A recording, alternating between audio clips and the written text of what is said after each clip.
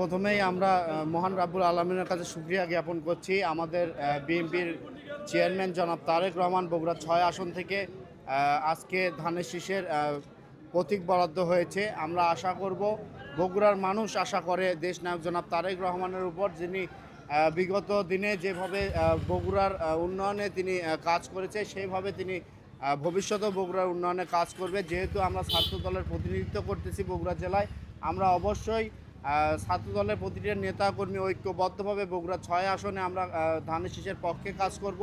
এবং শুধু ৬ আসন নয়, বগুড়ার যতগুলো আসন রয়েছে সেখানে ধানের শীষের যে মনোনীত প্রার্থী, সেই প্রার্থীর জন্য বাংলাদেশ জাতীয়তাবাদী ছাত্রদল সর্বোচ্চ করে তাদেরকে বিজয়ী করে মহান সংসদে বগুড়ার প্রতিনিধিত্ব করার জন্য আমরা পাঠাবো বলে আমি আশাবাদ ব্যক্ত করছি। এবং আপনাদের দ্বারা আমরা দোয়া চাই আমাদের প্রিয় নেত্রী বেগম খালেদা জিয়ার জন্য, যেন দেশবাসী দোয়া করেন, যেন মহান রাব্বুল আলামিন তাকে জান্নাতের উচ্চ মাকাম দান করেন।